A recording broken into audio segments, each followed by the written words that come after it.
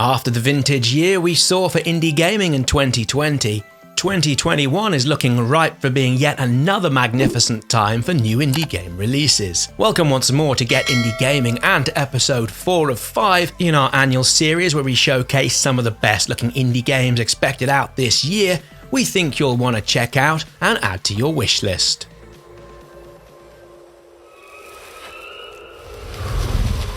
The West, the land of opportunity.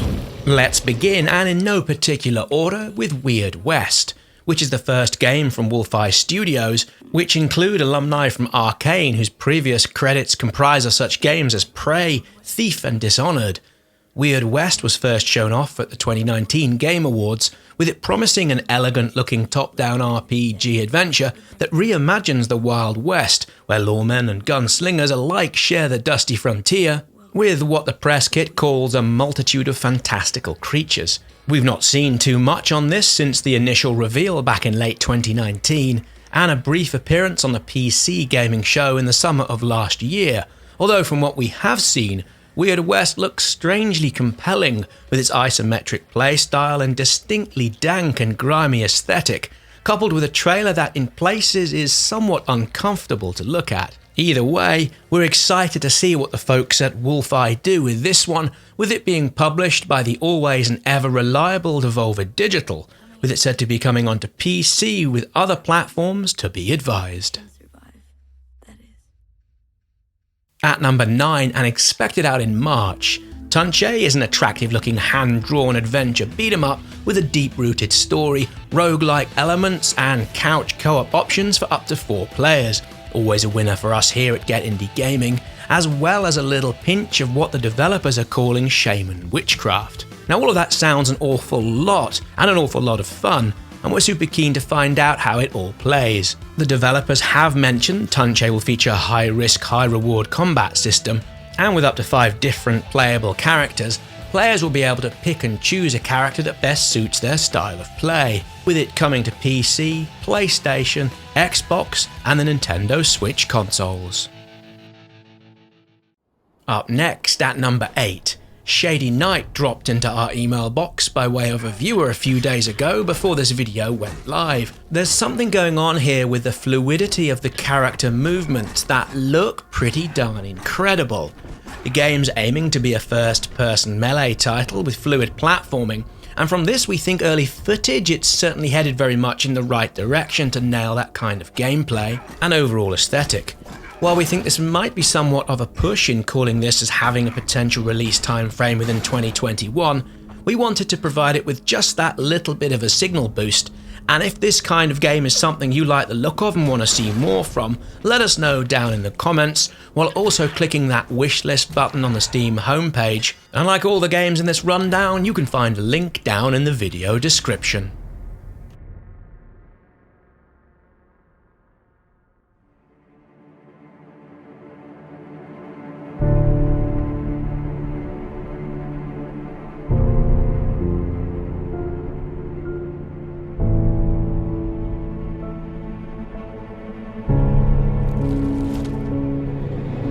Coming up at number 7, and something we think that's likely to go down rather well, with it expected out at some point this year, The Last Faith is an action scrapper of a side-scrolling exploration-based Metroidvania with a dark and brooding overall gothic horror visual theme.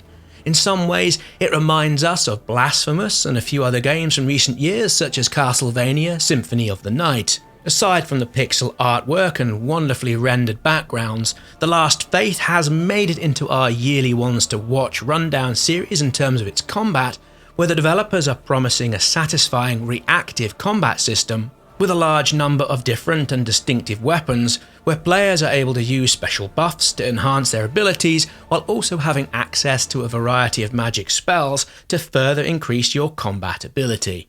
There's something deliciously creepy about all of this, with it coming to PC and perhaps other platforms if the press kit is all present and correct, we believe at some point later in the year.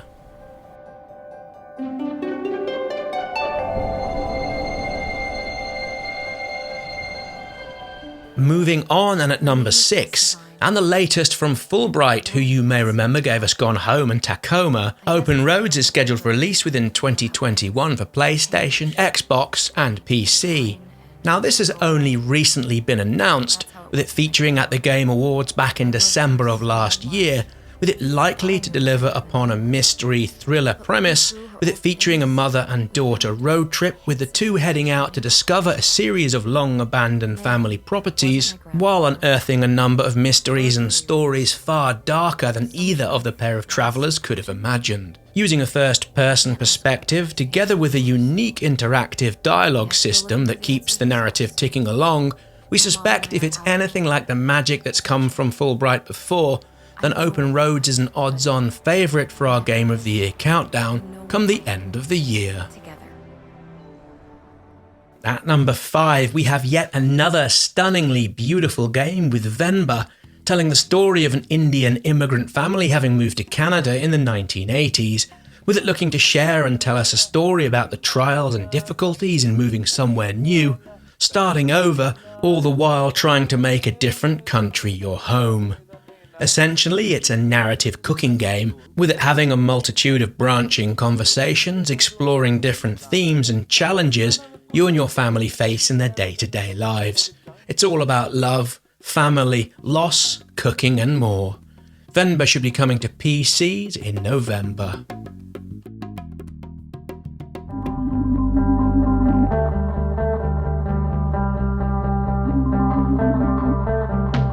Expected out early doors this 2021. Up next and at number 4, we have one of those games that's likely to split our viewers somewhere right down the middle. Now this is going to be, we think, proper Marmite material. Here's hoping that reference works outside of the UK, where you either love or, dare we say, loathe it. With these sort of games tending not to have too much in the way of a middle ground, which is seemingly just the way it is.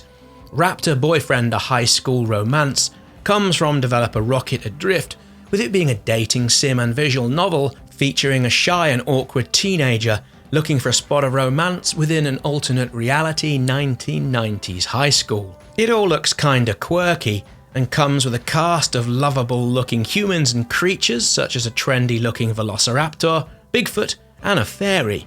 Said to come with a branching story that's full of heartfelt romances, this looks like something that's fun, not too serious, and something we might while away the hours come the end of the working day. Raptor Boyfriend, a high school romance, will be headed to PC via Steam, with it screaming for a port onto the Switch at some point soon after its initial release.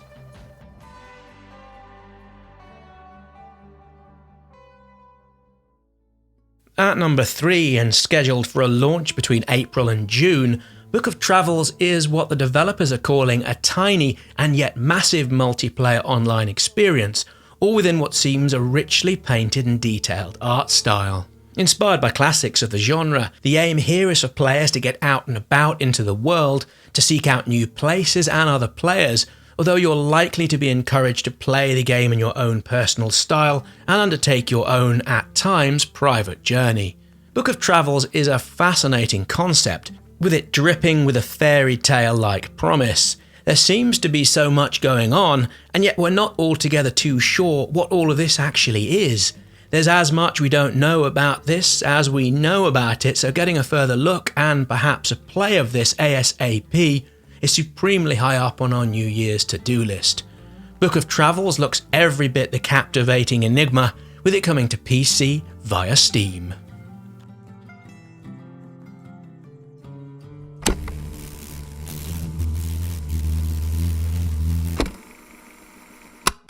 At number 2, and perhaps out sooner rather than later, Season was another late in the year just gone announcement, with it like Open Roads from earlier getting a premiere at the December 2020 Game Awards. Like Open Roads, Season is also based on a road trip, and yet here you'll be following a third-person journey within what promises to be an atmospheric bicycle adventure. Having left a secluded community, you'll travel, document, photograph, draw and record your life along the road as you undertake a quest to discover a new world, while you uncover different societies you meet along the way, and make sense of the world around you, which is based on an alternate and surreal version of the mid-20th century, where little technical progress has been made in thousands of years. Session looks quite astonishing, and is coming to PlayStation and PC, we think, relatively soon. At number 1, and coming from Amanita Design, Happy Game is a horror game inspired by psychedelia, where a little boy has fallen asleep into a horrible nightmare. You're tasked with making him happy once again, and given this comes from the developers behind Botanicula, Tunche and Creaks, we're expecting a point-and-click puzzle hidden object game that on the face of things looks all of a little bit mildly disturbing. Happy Game is expected out at some point in the spring onto PC and the Nintendo Switch. So there we go, with only one more episode in our 2021 Indie Game to Watch series. Is there anything aside from Silksong we've yet to cover that you're most looking forward to seeing? Be sure to let us know down in the comments, and whilst you're here, please be sure to give this video a like, and if you haven't already, subscribe to the channel. Many thanks for watching. We look forward to welcoming you all back here soon for another Indie Game video.